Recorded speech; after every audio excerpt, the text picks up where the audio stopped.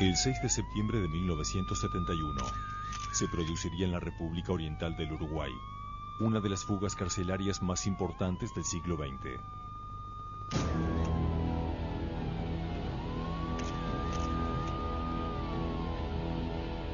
...106 integrantes del Movimiento de Liberación Nacional Tupamaros y 5 presos comunes intentarían evadirse del penal de Punta Carretas. El objetivo era lograr lo que nadie había podido conseguir hasta entonces: concretar un plan de fuga de proporciones épicas sin emplear la violencia, darle un duro golpe al gobierno que los encarceló y ganar para su propia causa a la opinión pública de Uruguay. Había un sistema de señales avisándonos: las casas están copadas. Toda la operación estaba calculada de tal manera que nos hubiéramos fugado, pero no fue así. La obsesión va a salir, así que la idea física de trabajar con salir. Ahí también había un orden de salida. Eso estaba ensayado, combinado. Cuando sentía aquello de que van 15, que van 40, digo, ¿pero qué están vaciando la cárcel? Que venga a fracasar en ese momento era para cortarse la cara con un vidrio.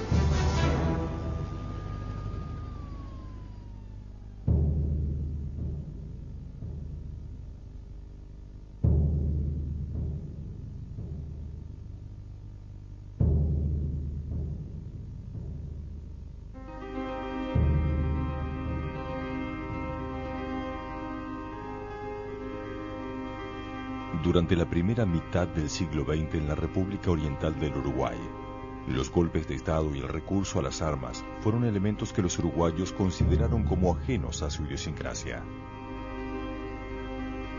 Esta forma de hacer política era posible, entre otras cuestiones, porque existía un modelo económico capaz de generar y distribuir riquezas de forma satisfactoria entre su población.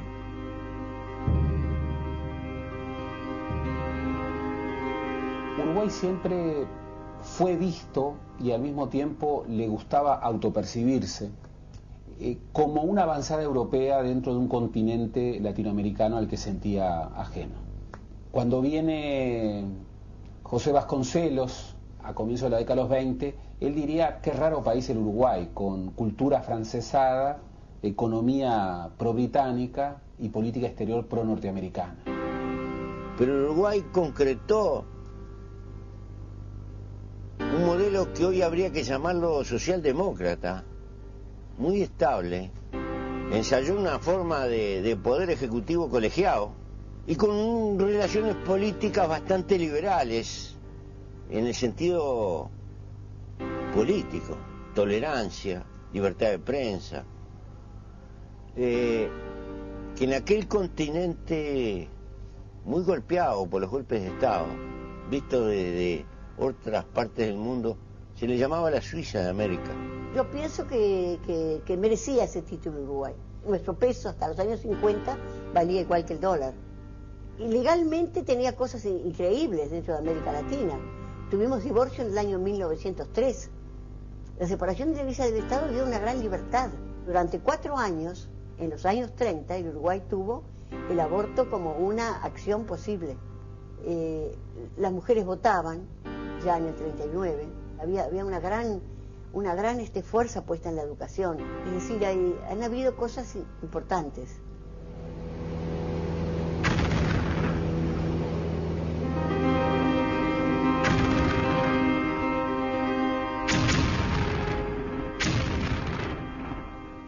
Hacia 1945 la economía uruguaya se basaba, por un lado, en la explotación agrícola y ganadera orientada hacia el mercado externo, y por otra parte, en la intervención del Estado para garantizar que los indicadores socioeconómicos fueran los mejores de la región.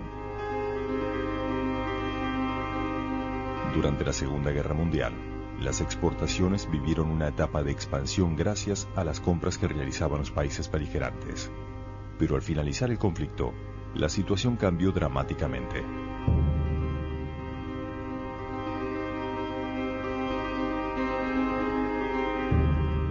Terminada la guerra, empezada la reconstrucción de la economía europea, el plan Marshall, todas esas cosas, y el cierre de la economía, se produce un colapso en nuestras economías tan grande que cierra mucha industria y nuestros productos empiezan a tener otros valores.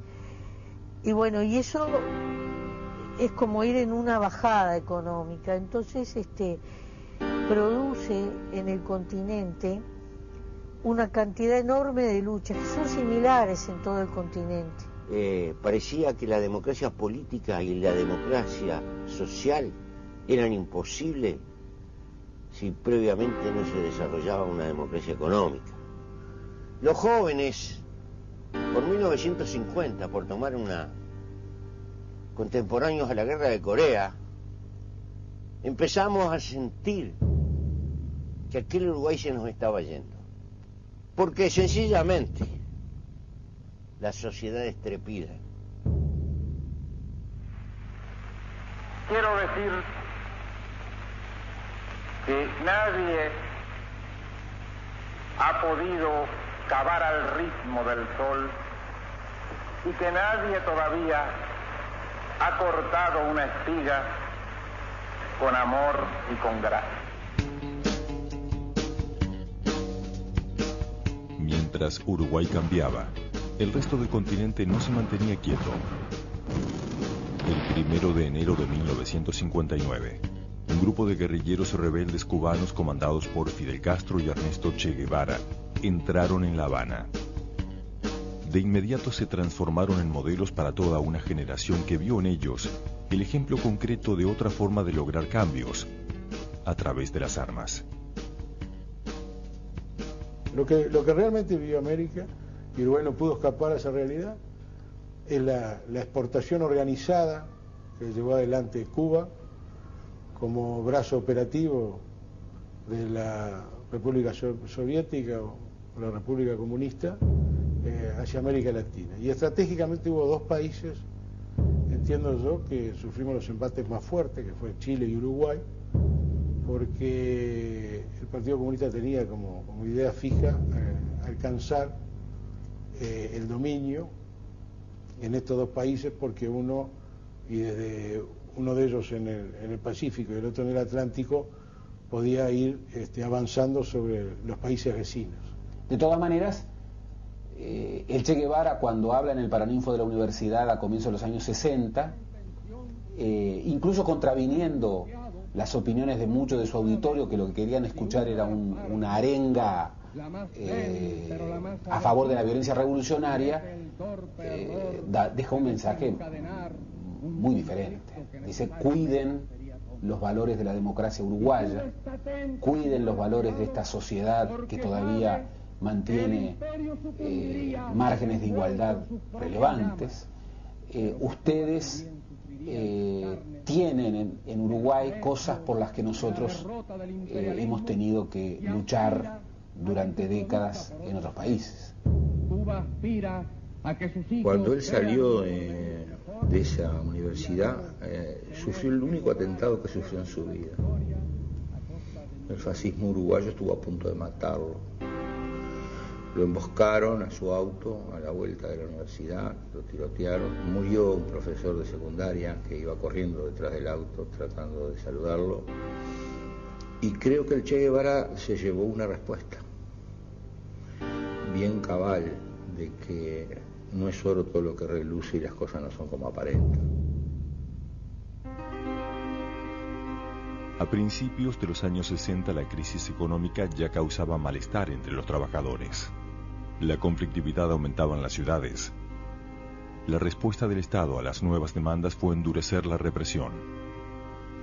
A esto se sumaba el accionar de bandas de extrema derecha que amedrentaban a militantes y estudiantes. Empezamos a observar que el gobierno, el Estado, que era el que tenía que respetar la legalidad vigente, porque es la legalidad de ellos en realidad, más que nada, ¿no?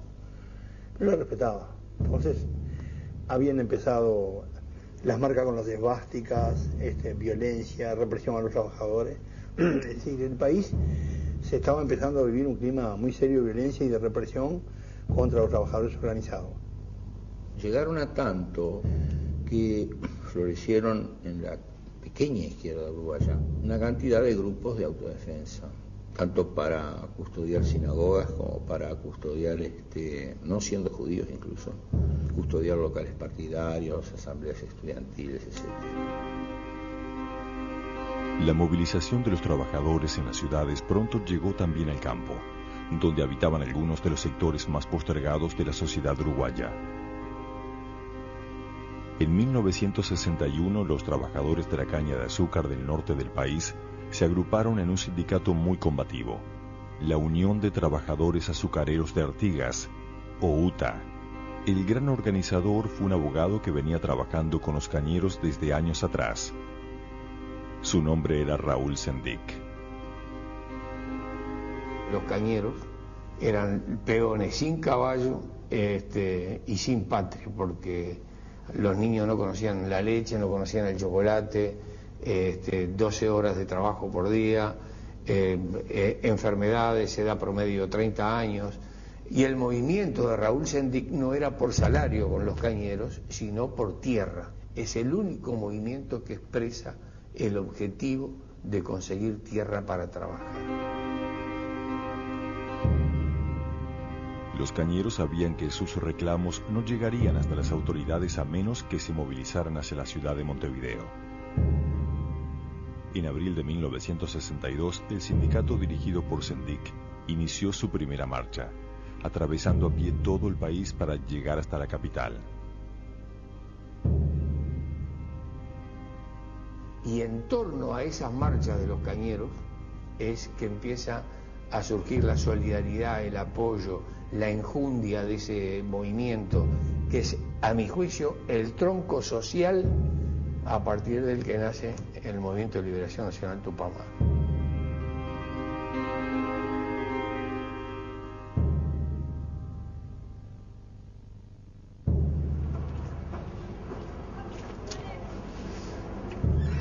Eran 4 plantas, ¿no? 4 filas de celdario. 48, 96 celdas en cada planta. Acá había 24 celdas donde estábamos nosotros. Allá enfrente también había otras 48. Y después abajo había una hilera de 24 celdas más llenas también de compañeros.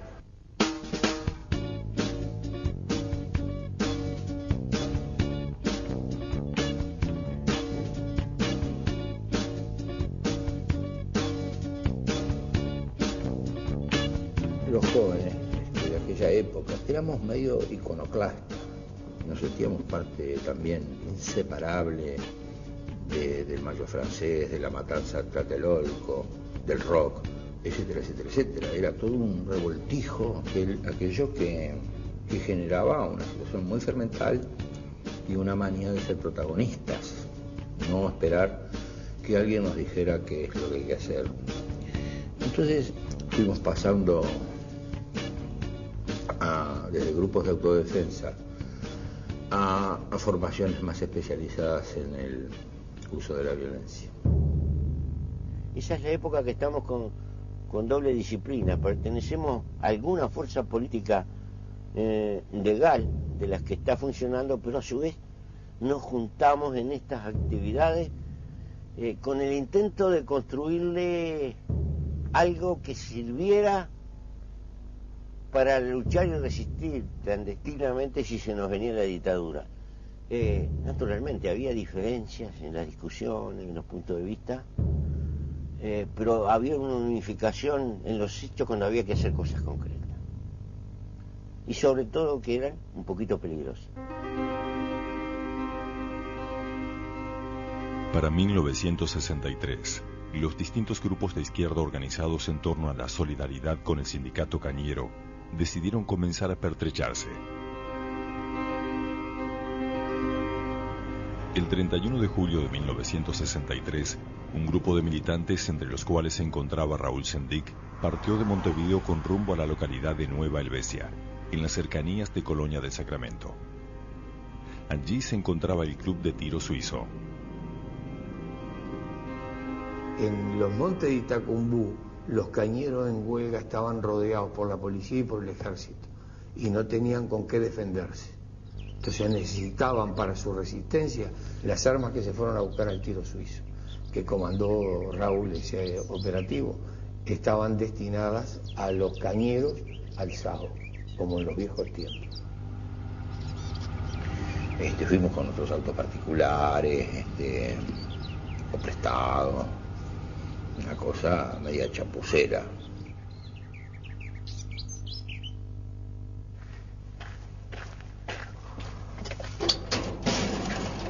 Las armas estaban guardadas en este mueble.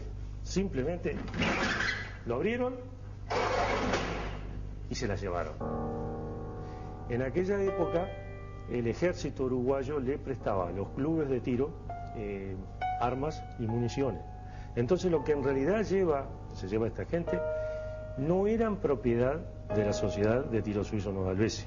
Y lo que llevaron esta gente fueron algunos fusiles, o sea, rifles de gran calibre, 7 milímetros, pero el cerrojo, que es el mecanismo que permite que se dispare con ellos, estaban guardados en la comisaría local.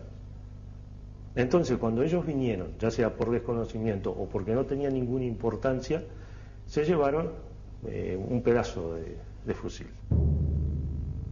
En el caso del tiro suizo, que fue un hurto propio de un ladrón de gallina, hicieron una investigación más bien callada hasta que dieron con todo, ¿no? Y ahí yo marché preso, otros más fueron presos de Paysandú y Sendik quedó con captura. Sendik no se presentó ante la justicia para responder por el robo de las armas en el tiro suizo. Se libró un pedido de captura contra su persona, tras lo cual el líder cañero decidió pasar a la clandestinidad. Este acto de rebeldía suponía un mensaje hacia toda la izquierda uruguaya, marcando cuál era el camino que debía tomar la lucha.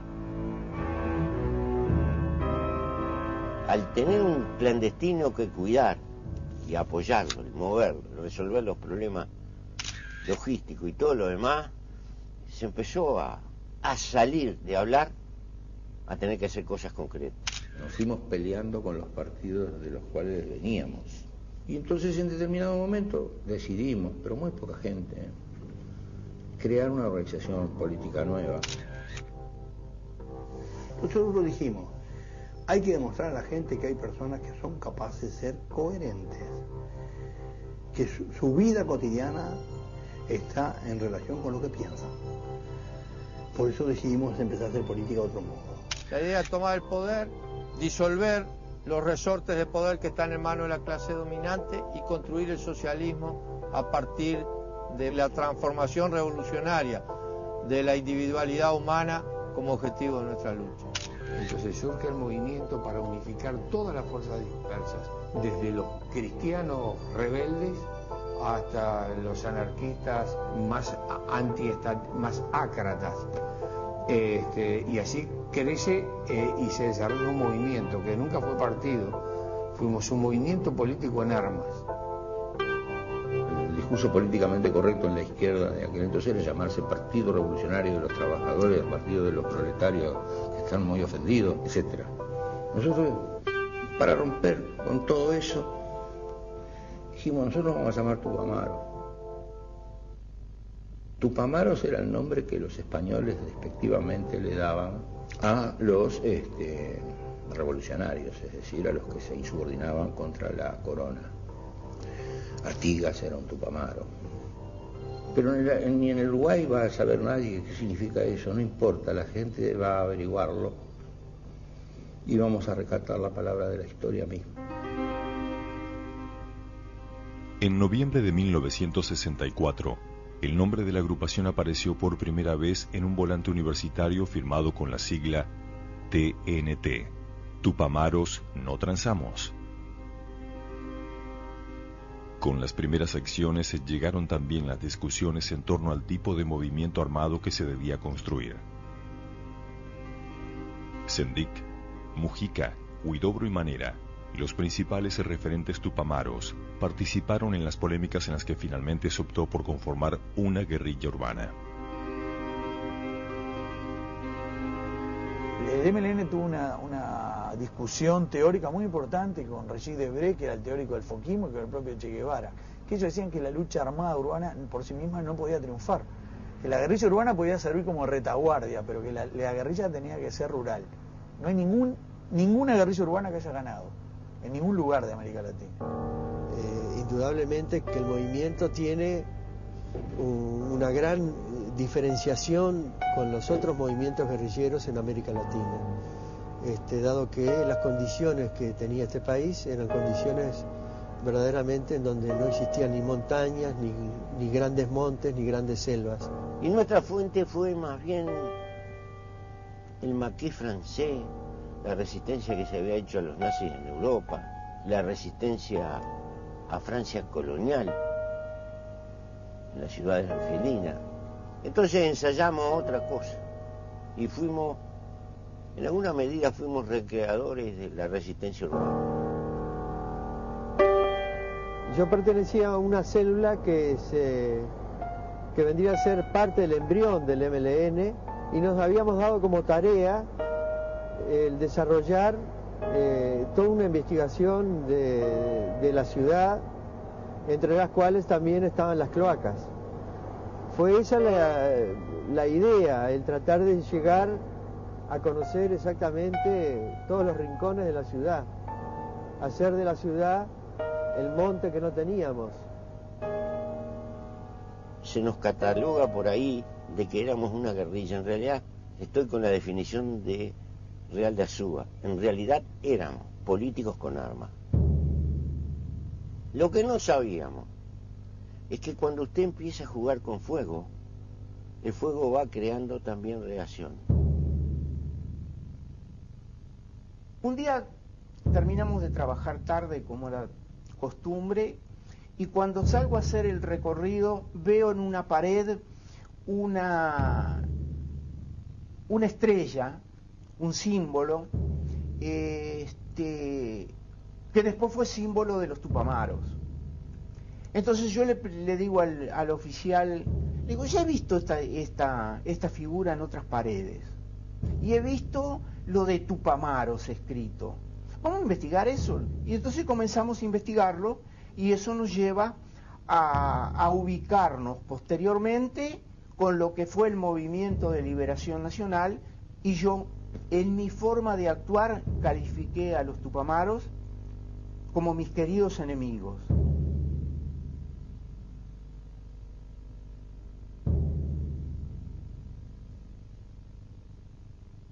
Nosotros estábamos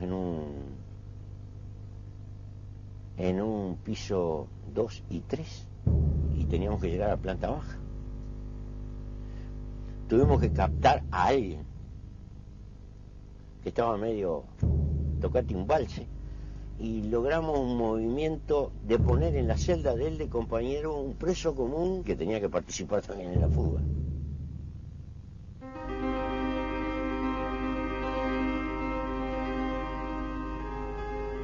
Entre 1963 y 1966 los Tupamaros realizaron sus primeras acciones. Sin embargo, la organización aún trataba de mantener un perfil bajo para no atraer sobre sí a la represión policial. El MLN, en sus orígenes, era un movimiento que reivindicaba la lucha armada, pero desarrollaba una lucha armada extraordinariamente cívica, en donde se buscaba rehuir cualquier episodio que pudiera tener algún desvío terrorista. Es un movimiento muy sui generis, con mucha creatividad en lo que tiene que hacer, con pasos muy delicados con respecto a las operaciones militares, aunque por supuesto desde el momento en que teníamos las armas y que realizábamos una operación militar, si había un momento de confrontación, se llevaba adelante la confrontación. Algunas eran acciones de simpatía, que lo que buscaban esencialmente era mostrarle las llagas que tenía la sociedad. Otras acciones eran demostrar lo que era el sistema financiero, por ejemplo. Es decir, acá había un sistema de bancos, pero habían aparecido unas financieras que eran media clandestinas, que movían y sustraían valor en forma importante. Mi compañera trabajaba en una de ellas. Yo me conecto en forma militante con el MLN, del que empiezo a formar parte, y les cuento a mis compañeros la situación y se decide denunciar el hecho a través de una acción, ¿no? Y nosotros ahí hicimos un asalto muy peculiar porque no llevamos ni un peso ni nada, llevamos documentación y le demostramos a la sociedad lo que estaba pasando. Hay algunos directivos del banco que van presos y yo quedé en la clandestinidad porque esa denuncia me supuso eso.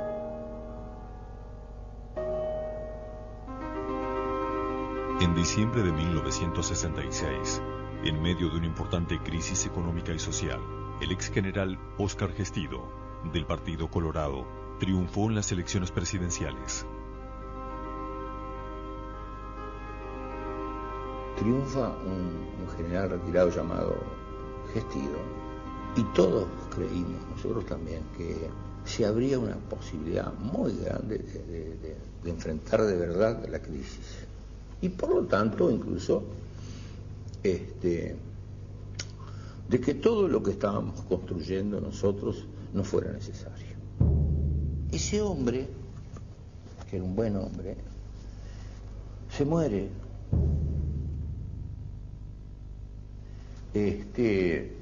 Y asume Pacheco Areco. Pacheco empezó a desconocer el Parlamento, decretó la congelación de salarios, gobernaba por decreto y bueno, desde el punto de vista de un espíritu democrático era un golpe de Estado. Rodeado de la ultraderecha y apoyándose en la gente más de derecha de este país, inaugura su gobierno ilegalizando a toda la izquierda y cerrando los medios de prensa de la izquierda. Empezó como, estas son las aceitunas para ir haciendo boca. A la represión del gobierno pachequista, los sindicatos respondieron endureciendo sus medidas de fuerza. Durante 1968, la tensión social sin precedentes se transformó en una espiral que se retroalimentaba.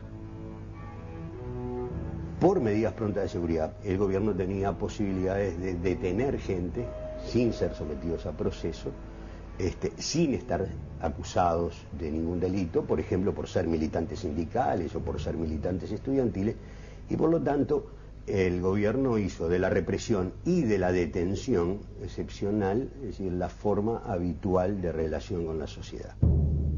Nosotros le respondemos al gobierno, le tiramos con todo lo que podemos. Y el gobierno nos tira con todo lo que podemos y entramos en una dialéctica que es todo ese periodo que se va radicalizando mucho en Uruguay.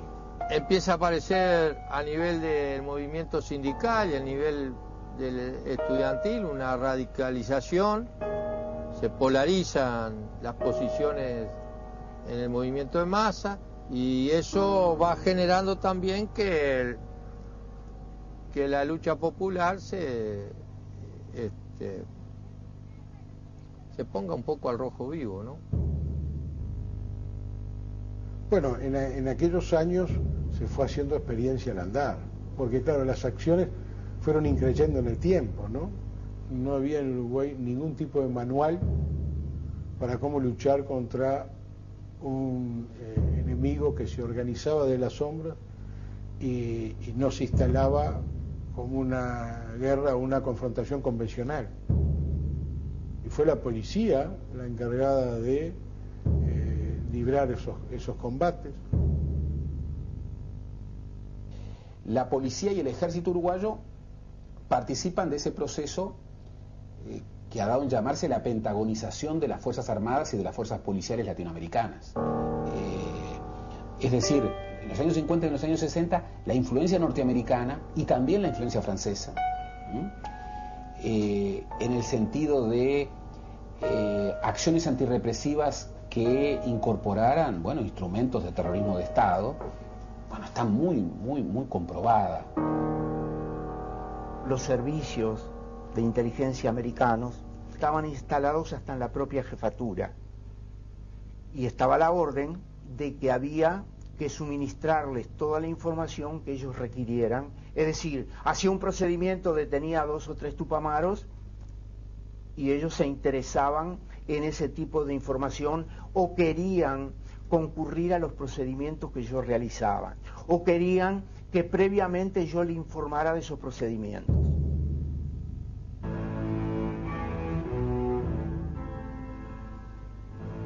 Mientras los cuarteles se llenaban de presos, el MLN Tupamaros daba su propia respuesta a la política represiva del gobierno. El 7 de agosto de 1968 secuestró a Ulises Pereira Reverbel, presidente del Ente Estatal de Electricidad y Teléfonos y amigo personal del presidente Pacheco. Yo recuerdo que hubo un largo conflicto bancario que fue muy represivo por el gobierno. Agarraron a los dirigentes sindicales y los metieron en un cuartel. En ese contexto, nosotros secuestramos a un personaje del gobierno. Lo metimos preso. En realidad, esa no era una operación de canje ni nada por el estilo. Era un golpe político. Vos nos metés preso a los dirigentes sindicales, nosotros te metemos preso a vos. Ahí comienza la historia pública del MLN y el crecimiento que tiene el Movimiento de Liberación Nacional hace que se puedan desarrollar 5 columnas con la idea estratégica de que cada una de ellas pudiera seguir la lucha, aún en el caso de que las otras 4 desaparecieran. El gobierno parecía golpear a ciegas. Las autoridades decidieron allanar las universidades, consideradas como escondite de los Tupamaros. La entrada de la policía a las casas de estudio suponía una violación de la autonomía universitaria. La reacción estudiantil no se hizo esperar. Todo el centro de Montevideo se convirtió en escenario de miles de manifestaciones relámpago que enloquecían a las fuerzas de seguridad. El 14 de agosto de 1968, en una de estas movilizaciones, un oficial disparó sobre los manifestantes, hiriendo de muerte al estudiante de odontología Liber Arce. El sepelio de Liber Arce se transformó en un acto contra el gobierno. Poco antes, los Tupamaros habían liberado a Pereira Reverbel, marcando así una diferencia de actitud en relación a la violencia del gobierno. El MLN comenzaba a capitalizar el descontento de una parte de los estudiantes y trabajadores uruguayos. Paradojalmente, el MLN crece como nunca gracias a Pacheco Areco. Debe ser el hombre que reclutó más gente para el MLN, debe haber sido Jorge Pacheco Areco. Dio tanto palo, asesinó, torturó, etcétera, comenzó ese proceso que esa gente empezó a pedir incorporación a las filas de la guerrilla urbana. La afluencia de adhesión de la gente era tan grande que nos encontrábamos que aquello era una corvina negra y nosotros teníamos una pecera. Entonces no cabía. Entonces por ahí se crea la columna política, a imagen y semejanza del resto de las columnas. Pero ahí funcionaban 2.200 militantes. Y eso trajo una debilidad desde el punto de vista de la seguridad, porque pertenecer a un organismo clandestino significa operar o actuar con determinadas reglas de seguridad muy severas, que al principio los pocos que éramos las teníamos, pero con el crecimiento eso se debilitó. Fernández Huidobro ha dicho que Pacheco fue una especie de fábrica de construir Tupamaros, pero lo que no ha dicho Fernández Huidobro es que la inversa también ocurría, que el MLN fue una fábrica de construcción, sobre todo en su etapa militarista, de construcción de pachequistas.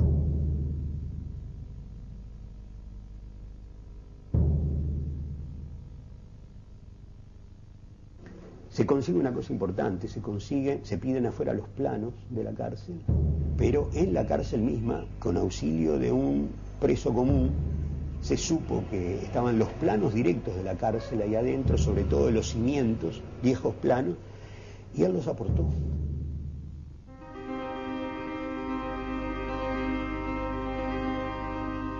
El 8 de octubre de 1969 se cumplían 2 años de la caída en combate del Che Guevara en Bolivia.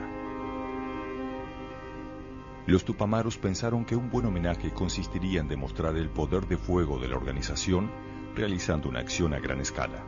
La idea era tomar una ciudad entera y mantenerla bajo control durante unas horas.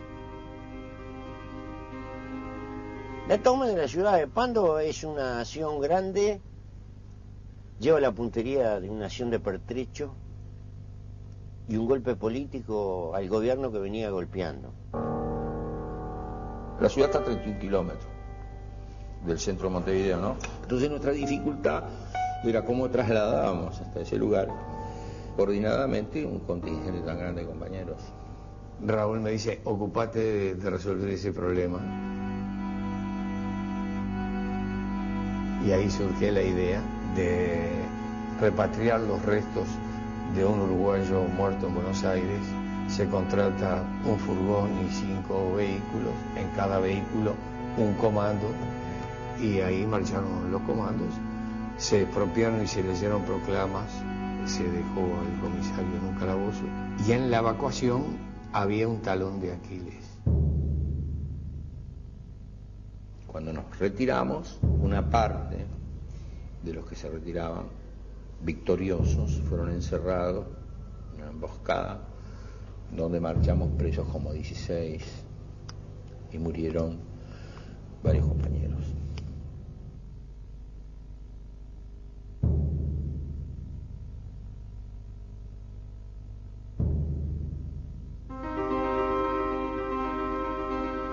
Después del fracaso en Pando, muchos de los tupamaros detenidos fueron llevados al penal de Punta Carretas, donde se unieron a otros militantes que habían sido encerrados allí con anterioridad.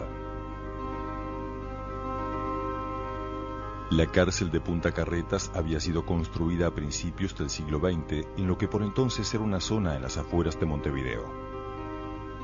Durante algunas décadas fue un penal modelo, donde los reclusos realizaban todo tipo de actividades recreativas y laborales.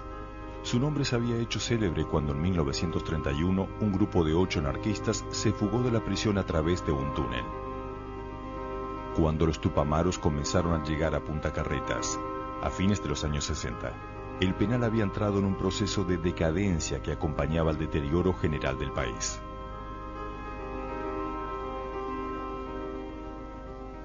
Punta Carreta en realidad no fue una prisión, fue una escuela. Yo daba cursos explosivos en Punta Carreta. Y de táctica de combate. Por supuesto, todo disimulado, ¿no? Los propios guardias no sabían de qué eran. Hablamos de también de historia y discusión política.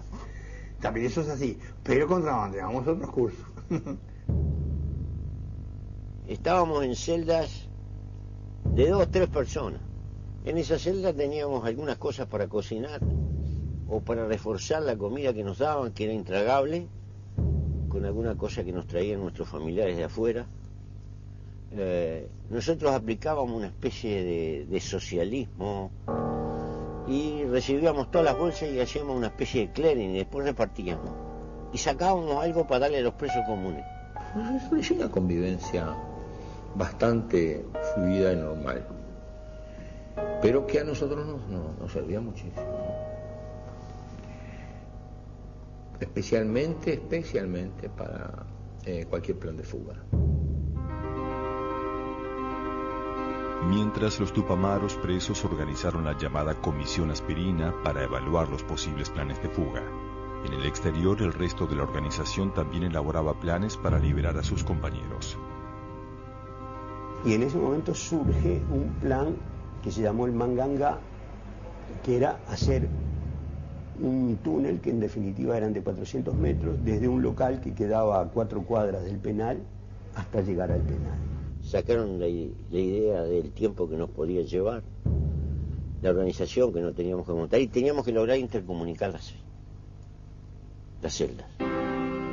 Entonces descubren que con la edad, con el tiempo, no los ladrillos, pero la argamasa que los unía salía muy fácilmente. Si tú conectabas todas las celdas y hacíamos desembocar un túnel que hacían los compañeros de fuera hacia la cárcel, nosotros nos íbamos al acostarnos y ellos no descubrían la fuga hasta el otro día. Se inició el Mangangá, se empezó a excavar y mientras tanto adentro se analizaba cómo o dónde tenía que salir, desembocar el túnel para poder sacar la mayor cantidad de gente. Y se estaba en esa discusión cuando desde afuera se hace otro plan que se llamó el Gallo. Esa fuga permitía no más de 10 personas. se hizo un túnel hacia la cloaca y por la cloaca se había llegado a un rellano donde los compañeros iban a trabajar para cavar un túnel hacia adentro.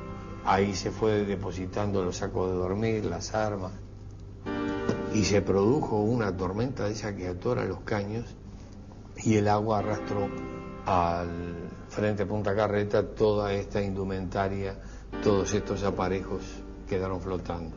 Las autoridades hacen un agujero, se dan cuenta en la calle, ¿verdad?, de que se estaba haciendo un túnel, se sanciona a todos los presos políticos y se empieza, el gobierno empieza a ver de qué manera puede ubicar a los presos políticos en otras cárceles.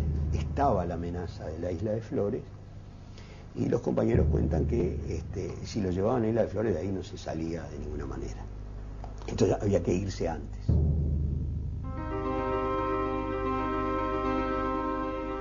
A medida que la situación económica y política favorecía el crecimiento del MLN, la organización se fue haciendo más compleja. Hacia 1970 contaba con sus propios hospitales, fábricas de armas y de documentos falsos. Los tupamaros llamaban a esta estructura el doble poder, porque representaba un poder paralelo al del Estado. La presencia de la fuerza en la calle garantizaba la integridad de los presos.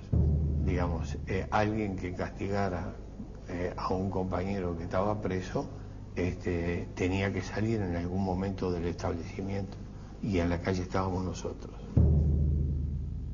Hubo un momento en que el MLN decide en una política o en una concepción de doble poder tener sus propias cárceles también. Y entonces se deciden los planes, el plan Satán, se le llamó, que era capturar representantes de la oligarquía, miembros del gobierno o funcionarios diplomáticos y tenerlos en las propias cárceles, las cárceles del pueblo.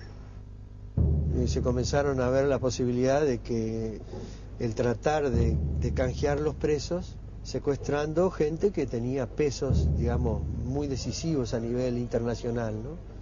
Entre ellos los embajadores que se secuestraron, ¿no? Embajador de Brasil, el embajador de Inglaterra, y después determinados secretarios de la Embajada de Estados Unidos que sabíamos que eran gente de la CIA, como que fue el caso de Dan Mitrione, ¿no? Dan Mitrione era un integrante de la Agencia del Desarrollo Internacional de los Estados Unidos, que supuestamente había llegado a Uruguay para asesorar al gobierno en técnicas de contrainsurgencia. Los tupamaros descubrieron que Mitrione tenía contactos con la CIA y que su tarea consistía en enseñar a la policía uruguaya métodos de tortura para extraer información de los prisioneros políticos.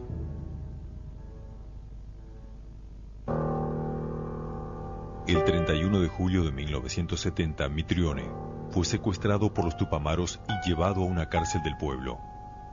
En ese momento el MLN planteó una negociación con el gobierno de Pacheco. Ahí se produce una especie de quiebre con respecto a la estrategia que llevaba adelante el MLN, porque la dirección resuelve, a cambio de la liberación de Mitrione y probablemente de los otros secuestrados, se plantea la liberación de todos los presos políticos del Uruguay. Los presos que estaban en la cárcel de Punta Carreta, más todos los presos por medidas prontas de seguridad, los sindicalistas, los estudiantes que abarrotaban los cuarteles. Se da un plazo, si no se liberan será ejecutado. Mientras tanto, la ciudad de Montevideo era revisada casa por casa.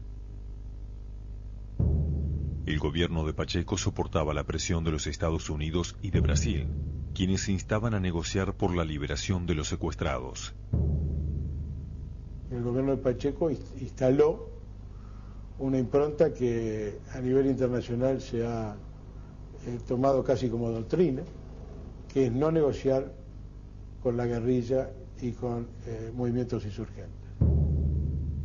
Negoció el gobierno de la época. Negoció por vía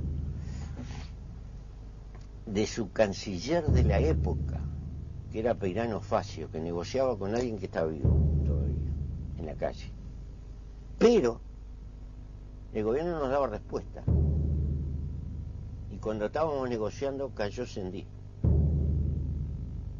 El 7 de agosto de 1970, la dirección del MLN encabezada por Raúl Sendic se reunió para decidir qué hacer con Mitrione. En ese momento la policía, que realizaba uno de los cientos de allanamientos diarios, llegó al lugar de la reunión y lo sorprendió.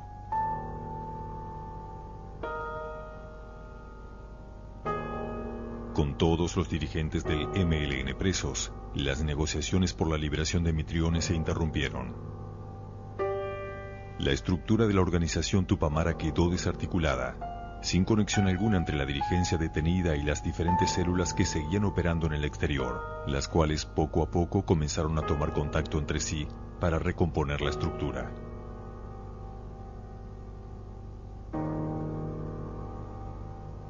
En ese proceso de retomar el contacto de las distintas partes, quienes lo hacen reciben la opinión de los militantes, de todos los militantes, sobre todo del aparato militar del MLN, de que había que ajusticiar a Mitrione. De modo que la dirección que asume, una dirección provisoria que asume, decide ejecutar a Mitrione.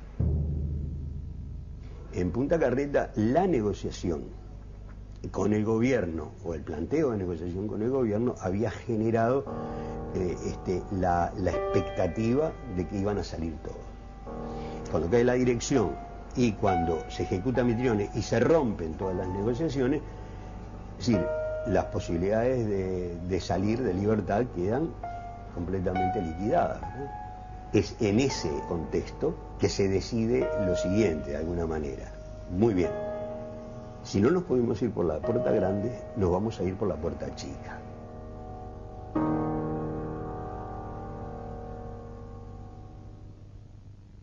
Establecer todo un mecanismo complejo adentro de la cárcel, por el cual empezamos la obra y íbamos trasladando la tierra.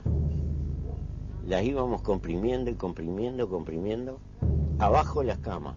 Y como teníamos unas cobijas que tapaban así, la fuimos comprimiendo todo y teníamos calculado los metros cúbicos. A último momento llegamos acá con la tierra. Tuvimos que poner tierra en lugares en medios inverosímiles, pero la logramos disimular.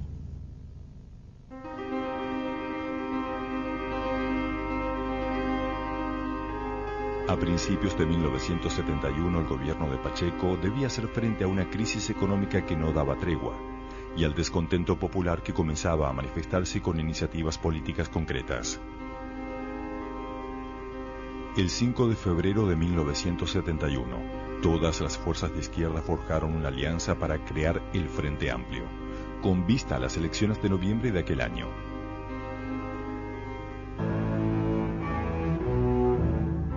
Luego del asesinato del agente norteamericano Dan Mitrione, las fuerzas policiales habían conseguido encarcelar a casi toda la dirigencia del MLN Tupamaros. Sin embargo, el nivel de actividad de la organización no decaía. Durante la primera mitad de 1971, el MLN realizó varios secuestros por los cuales cobra importantes rescates. El 28 de julio, 38 tupamaras se fugaron del penal de mujeres, hecho que provocó la renuncia del ministro del Interior.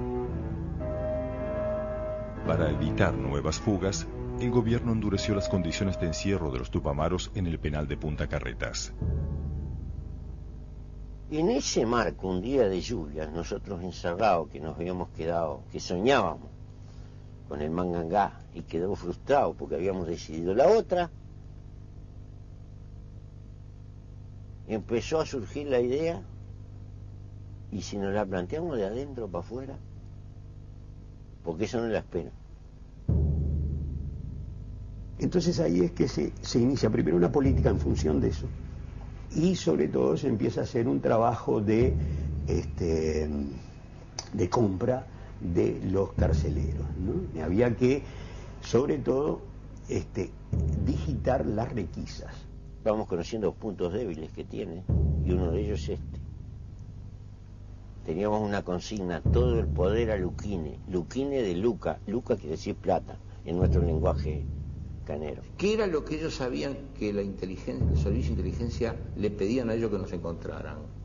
A los tupamaros búsquenle papeles. Entonces nosotros a este tipo le íbamos a dar papeles. Y el que daba bien, nosotros también. Y como ellos decían, no nos rompan las pelotas con los papeles.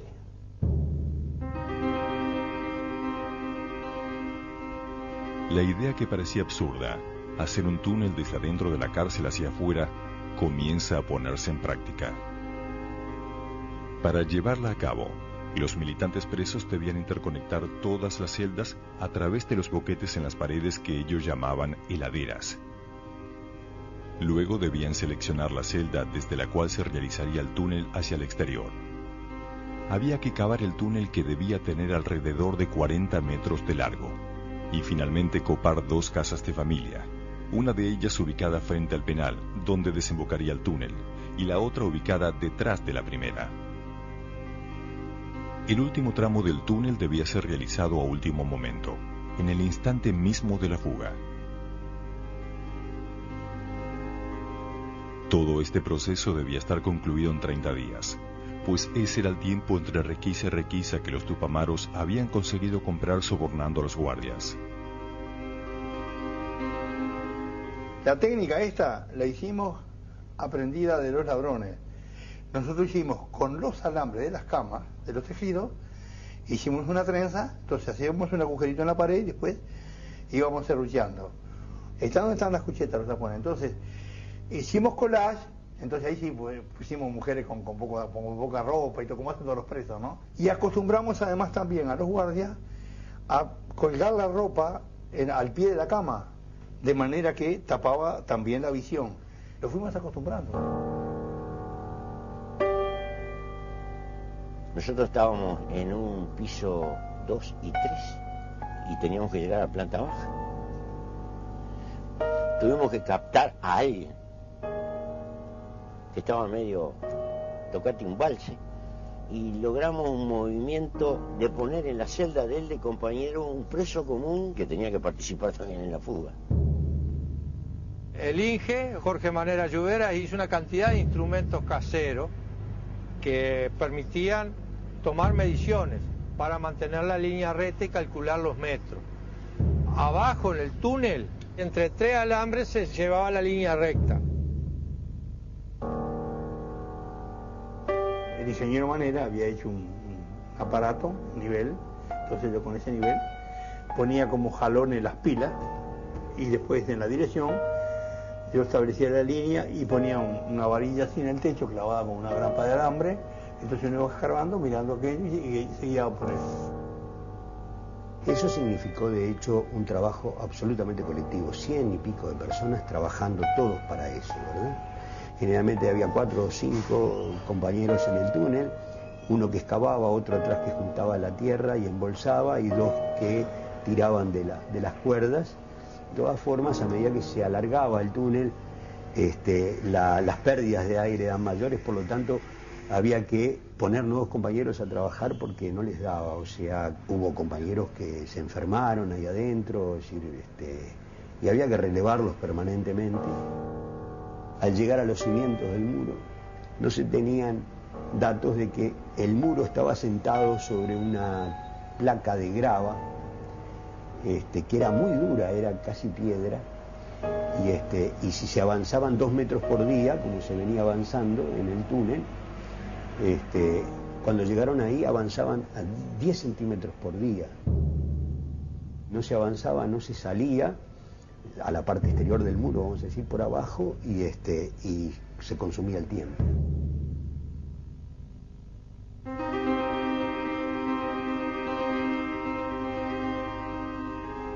Afuera del penal, la estructura del MLN también se puso al servicio del ambicioso plan de fuga.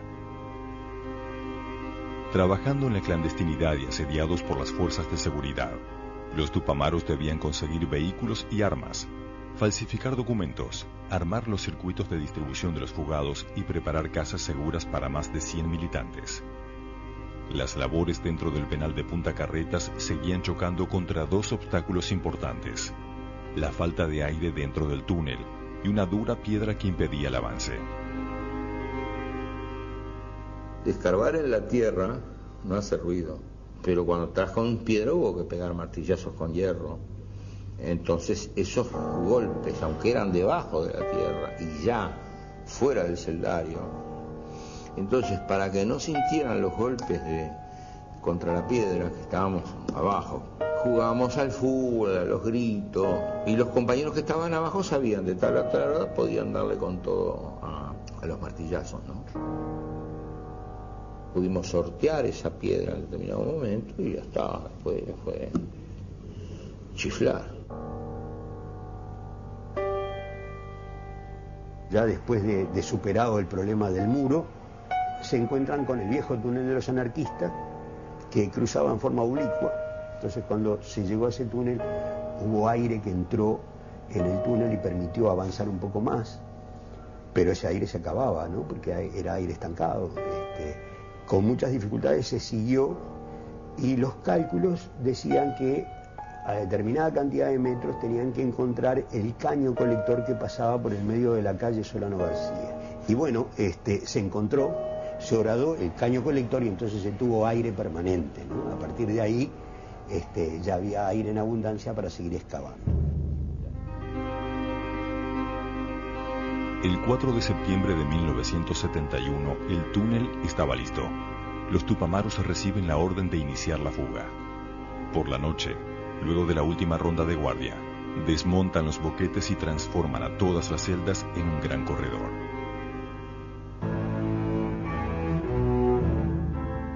Mientras esperan la señal para empezar a desplazarse de una celda a otra, llega desde el exterior la orden de suspender la fuga. Uno de los militantes encargados de armar el circuito de distribución de los fugados había tenido un accidente en su motocicleta y había desaparecido. Tenía en su poder información vital acerca de los lugares exactos de la ciudad donde los evadidos pasarían de un vehículo a otro para ser llevados luego a diferentes casas seguras. Por precaución había que modificar esos circuitos, lo cual llevaría al menos 24 horas. Como ese compañero desaparece, la organización afuera pensó que lo habían detenido y que lo habían agarrado con esa papelería. Entonces, que esto puso en grave riesgo la fuga, porque nosotros ya teníamos heladeras abiertas que no podíamos cerrar, ya teníamos demasiada cantidad de tierra y el otro día amanece lloviznando, lo cual implica que queda guardia, no hay recreo, queda guardia libre y son días que generalmente usan para hacer requisas. Ahí sí que ya estábamos fritos. Y las horas más tensas de mi vida fueron esas. Porque faltando este pedacito así, que venga a fracasar en ese momento era para cortarse la cara con un vidrio.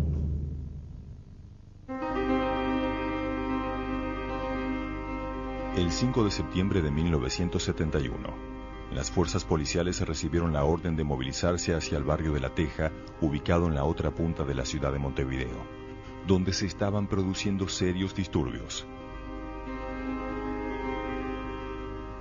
Nos habían dicho que había que venir de este lado del puente para hacer lo que llamábamos en aquel entonces una bocha, una especie de manifestación relámpago, cosa que nos dejó a todos bastante sorprendidos, salvo por la confianza que nos merecían los compañeros, pero no sabíamos que lo que estábamos haciendo era, como el Tero, justamente, cantar en el lugar en donde no están los huevos. Nosotros ahí concebimos el tejazo como una operación de dispersión, de distracción, con relación a la operación principal que era la fuga. Mientras las acciones en el barrio de La Teja reclamaban la atención de las fuerzas policiales, los militantes tupamaros rápidamente reconstruyeron el circuito de contactos para garantizar la fuga, estableciendo nuevas rutas de escape. En toda la ciudad de Montevideo se suceden una serie de robos y expropiaciones de vehículos. 2 comandos tupamaros llegan por la tarde al barrio de Punta Carretas y proceden a copar 2 casas, una de ellas ubicada frente al penal y la otra al fondo de la primera.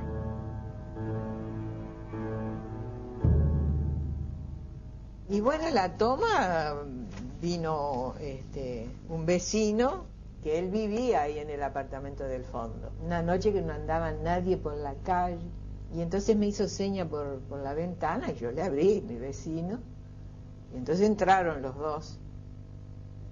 Y entonces no me decían nada, y yo digo, ¿qué pasa?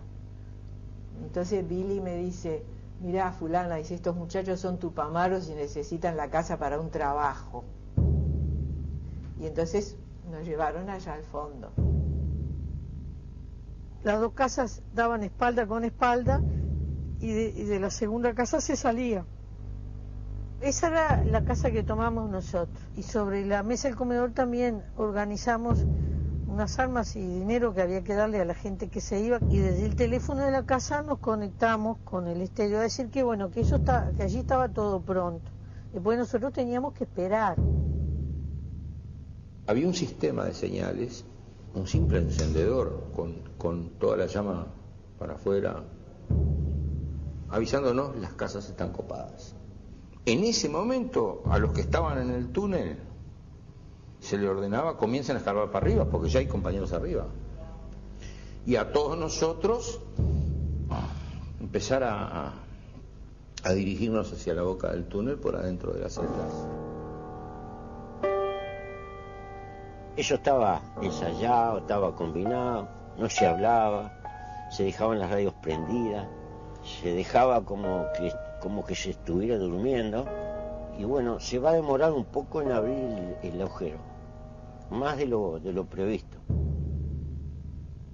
Toda la operación estaba calculada de tal manera que cuando pasara la guardia del penal, la última guardia que se hacía en la noche, ya prácticamente no hubiera nadie, ya nos hubiéramos fugado. Pero no fue así, porque se había equivocado con un desnivel. Había que cavar como 1,5 metros de tierra más durante la noche. En ese momento hubo un preso común que vivía en la planta baja, que golpeó la puerta de su celda pidiendo que se sentía mal y que necesitaba unas aspirinas, y le pidió al carcelero que se las pidiera a uno de los presos, que no era médico, pero que tenía la farmacia, vamos a decir. Adentro de la cárcel se oye todo, entonces mientras el guardia caminaba todo el segundo piso, subía la escalera y venía por el tercer piso hasta la celda de Bassini y Campiglia, Bassini tuvo que salir desde la punta corriendo, atravesando los huecos hasta llegar a la celda, y cuando el tipo abrió la ventanilla, Bassini le dijo, ¿qué quería? Ya tenía la aspirina en el bolsillo. Le decía, una aspirina, bueno, toma. La obsesión a salir. Así que la idea fija era trabajar para salir. Empezamos a ver raíces. Yo dije, nos equivocamos y salimos en el jardín. Pero no, era en el comedor de la casa. Ayudaron de arriba. El candidato a premio Nobel, Ernst Engler, por el mal de Alzheimer, con un estetoscopio miró de arriba, yo golpeaba de abajo, y entonces él escuchó y empezamos a escarbar de arriba, si no, salimos. A las 3 de la mañana del 6 de septiembre de 1971, con casi 5 horas de demora, las celdas de Punta Carretas se vaciaron. 106 tupamaros y 5 presos comunes comenzaron a atravesar un túnel de 40 metros para salir, completamente embarrados, en el living de una casa de familia de clase media. Vos ibas atrás de los zapatos del que iba adelante, y el de adelante te iba pegando en la cara, ¿no? Y el ruido era como un tropel de caballos en ese hondo túnel, y la respiración jadeante por la mitad. Y cuando llegábamos ahí había unos compañeros que estaban ahí, que te decían, bueno, párate acá, levantá los brazos, ¿verdad? Ellos te alzaban un poquito y de arriba te agarraban los brazos y te sacaban como el corcho de una botella, hacía ¡poc! Porque salía justito, ¿viste? Pero era un poquito más grande, ¿no? No. Sacaron exactamente 9 baldosas. Yo me acuerdo cuando, no sé quién que dirigía el operativo, anunciaba a la gente que estaba en la otra casa los que iban saliendo. Y entonces decía, tenés todo pronto, mirá que van 15. Bueno, 15. Al ratito decía, mirá que van 25, mirá que van 40. Y usted no creía, tanta gente. Y entonces cuando sentía aquello de que van 15, que van 20, que van 40, digo, ¿pero qué están vaciando la cárcel esta gente? Bueno, efectivamente, sí, salieron 111 personas, ya son quedó un poco vacío. Unos cuantos.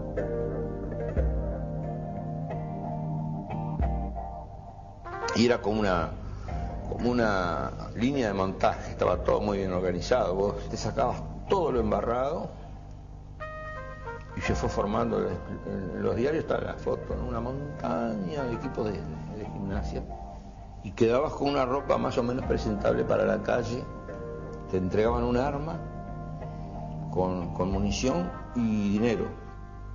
Ahí también había un orden de salida. Ese orden tenía que ver con el peso político, diríamos, de los compañeros que salían. Por eso teníamos los dos autos, porque lo que era la dirección no se fue en el camión, se fue en los dos autos. Y ahí esperamos que salieran todo el resto, que eran el grueso, eran como 90 y algo. Venimos acá y estacionamos el camión allí donde está la camioneta verde, el otro camión, y yo estaciono acá. Los muchachos, compañeros, se abalanzan a un camión y al otro y marchamos. El otro compañero se fue con su carga hacia el recorrido que nunca supe cuál era, no venía el caso. El otro camión se fue con su carga, yo me fui con la mía. Y había todo un sistema de paradas en la ciudad que estaban combinados, donde en diversos cuadros iban bajando grupos de gente, había quien los esperaba y los llevaban a distintos locales. A la casa que yo fui, nosotros teníamos la radio policial. Entonces la policía todavía estaba tratando de controlar los últimos líos que había en el barrio de La Teja. Al rato sí dan la alarma. Atención a todas las unidades, dirigirse a la zona de Punta Carreta, posible fuga de sediciosos, cerrar Montevideo. Dice que cuando vinieron ahí 2 o 3 milicos, hicieron así. A las 5 de la madrugada del 6 de septiembre de 1971, la evasión estaba consumada. 111 presos se habían escapado por el túnel, en lo que constituía una de las mayores fugas de toda la historia. Ese momento de triunfo tendría, sin embargo, consecuencias fundamentales para el destino del MLN Tupamaros. A raíz de la fuga, el gobierno le encomienda al ejército la coordinación de la represión contra la guerrilla, ¿no?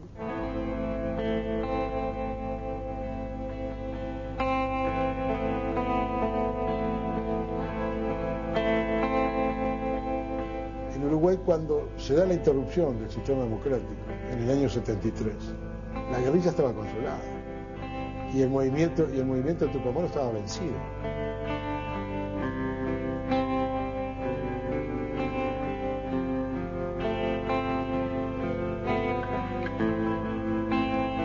Los Tupamaros quedamos enfrentados con el ejército jugando un partido mano a mano en el estadio, pero lo que nosotros no logramos fue que el pueblo bajara de la tribuna a la cancha a jugar él el partido.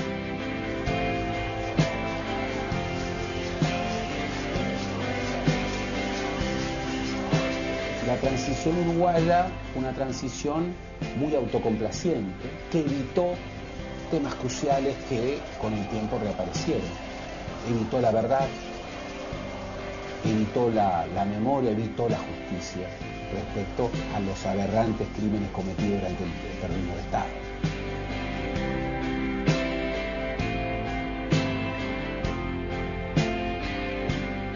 Bueno, hoy nosotros seguimos siempre una organización cerrada, chica.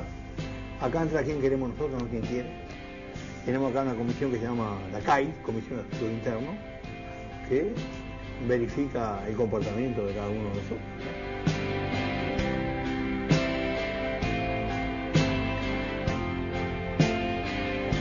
Ser Tupamaro y MLN es un modo de vida.